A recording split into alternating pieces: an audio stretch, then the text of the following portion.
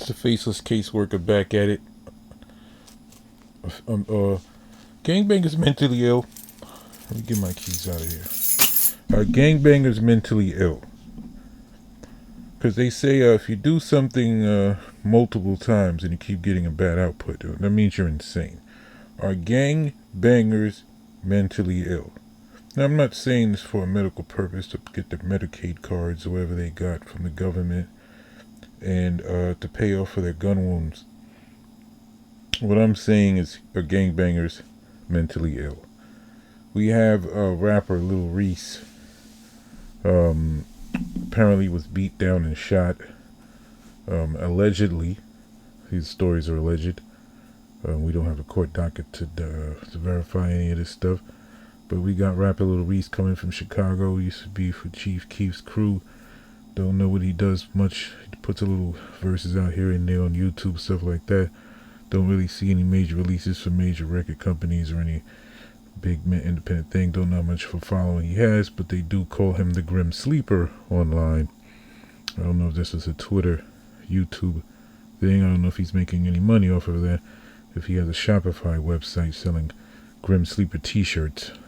But if anything, so it's the guy was basically footage of him on Twitter being shared around the internet, bleeding profusely out of his mouth.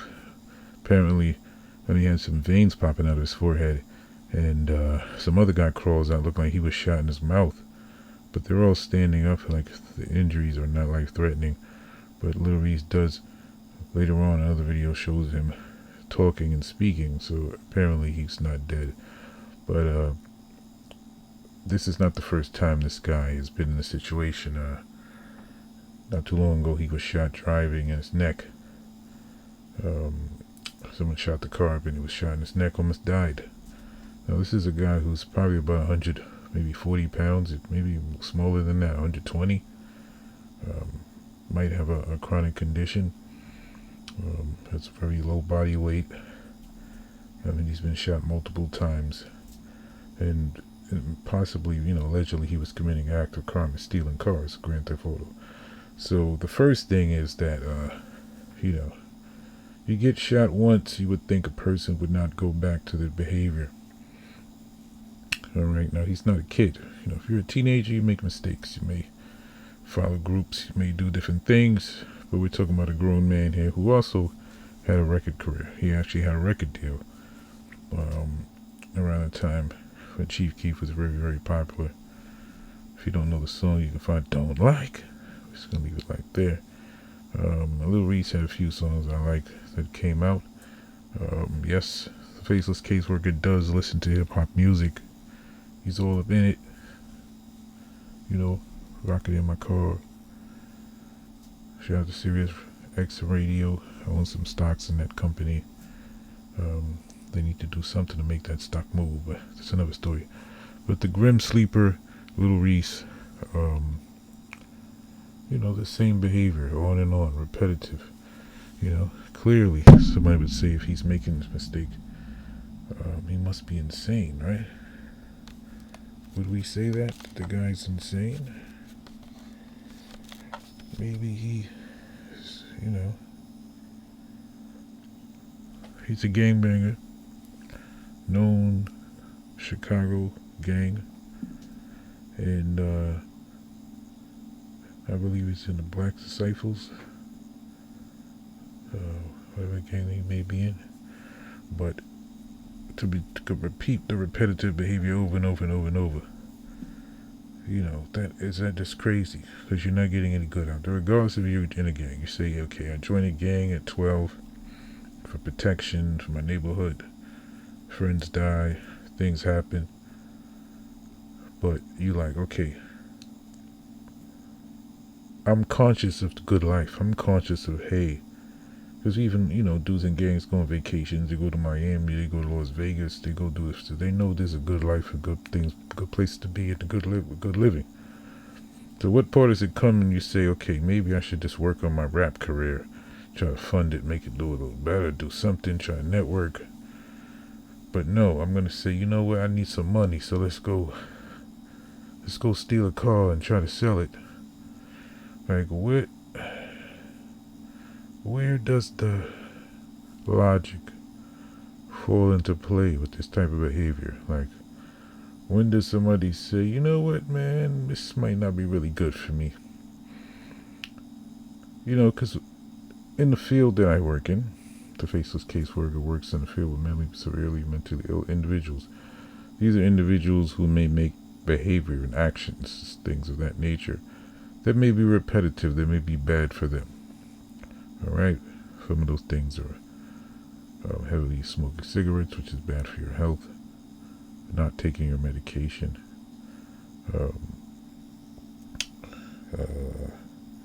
not taking your meds, not eating well, unprotected sex, abusive behavior, suicidal behavior, many different things that could fall in line with someone who's not doing the best for themselves and their life is just not going in a great place. So it's similar to a gangbanger who's living a life, he's getting shot, he's getting arrested.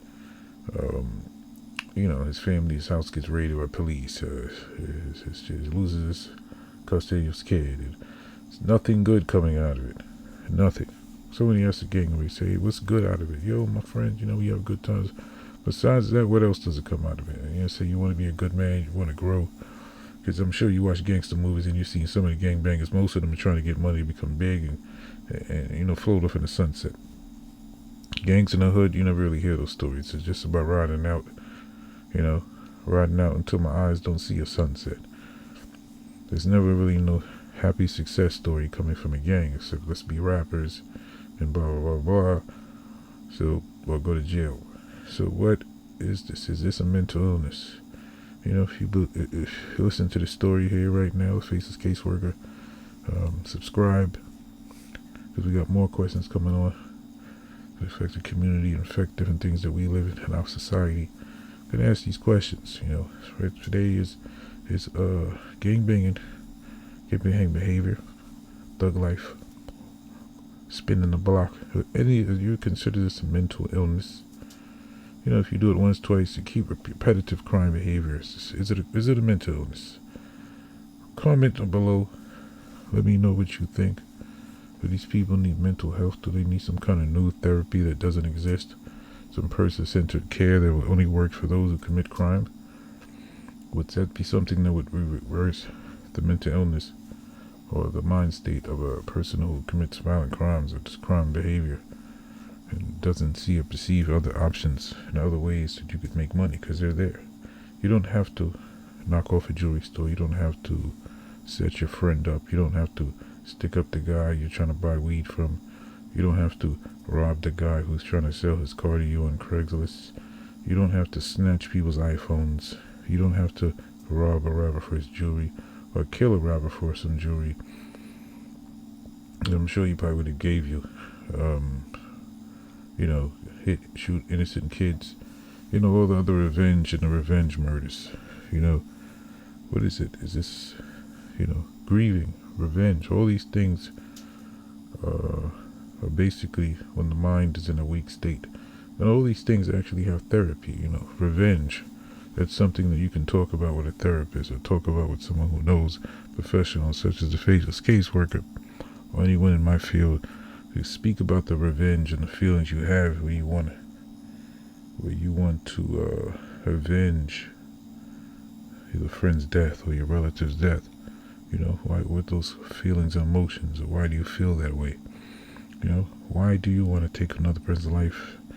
Do you feel it will fulfill you because they took your friend or your family's life? Well, that's another video. Subscribe and we'll touch that subject next. But behavior, drive-bys, shooting, committing and getting arrested. You did something once, you did something twice, now you're back at it, you're locked up again. Is this mental illness? Are you suffering from some kind of mental illness?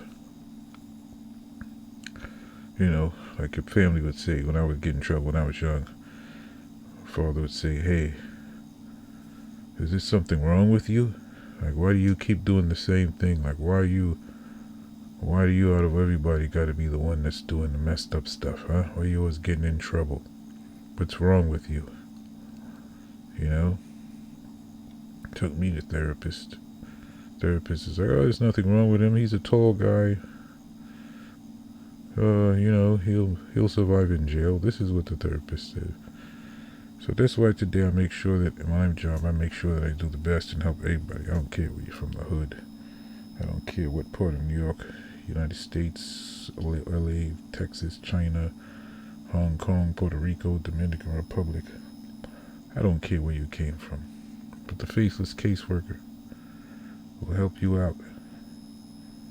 Alright? But the question is, gangbanging, thug life.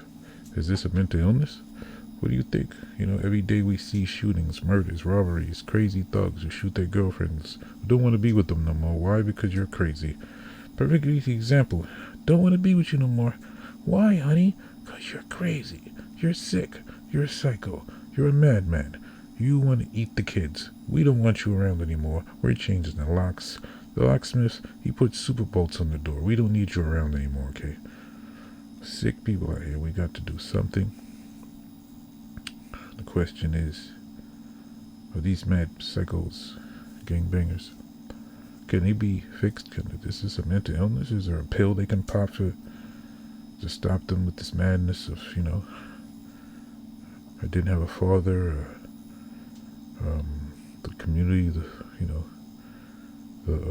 environment has a heavy hand in the development, which creates and fosters subsystems or subsets of family structure systems who are not productive to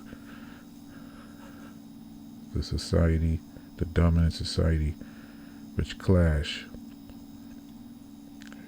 and it feeds on those who are not developed well from childbirth. What is the cause or what is the solution?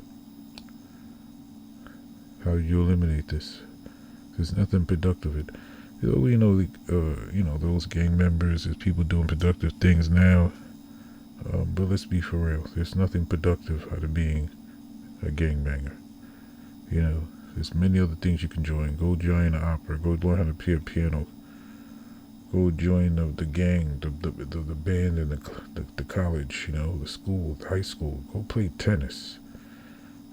Without gangbanging, you can go play whatever you want to play. If you don't make the basketball team, the second option is to go do drive-bys, alright? But we understand kids don't know any better. When you're living in a community and you grow up in the projects and everybody's doing it, of course you're going to join. So how do you eliminate those things, How do we show that it's not the way to go? Especially the dispute part. Why are you picking up machine guns to solve a dispute? Some words or some text from the internet, on Facebook or something. Is this mental illness? Some people would say the opposite. It's a culture. To me, it's a collage. It's a smoothie of very dynamic causes of this whole situation. So, is it gangbanging a mental illness? I guess that question would just lie and lay. Comment below. Can gangbangers be mentally cured from this violence and behavior? Repetitive thought patterns?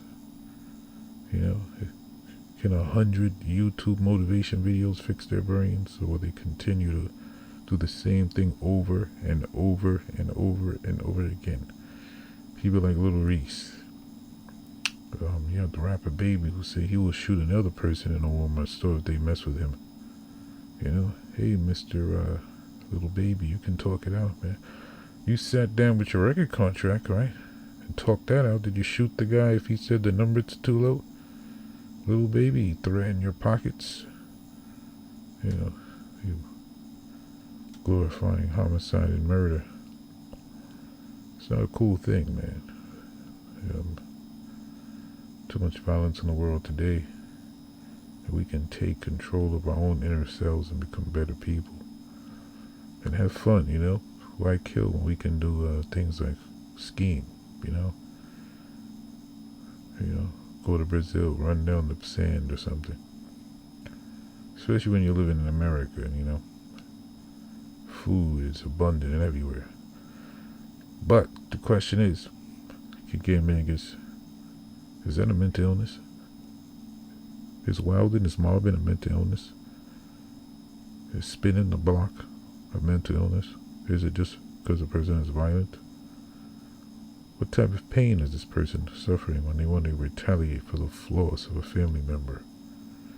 From Jacksonville to Chicago to the Bronx to Brownsville, St. Louis, New Orleans, Fifth Ward, Detroit, and all across countries, all over the world.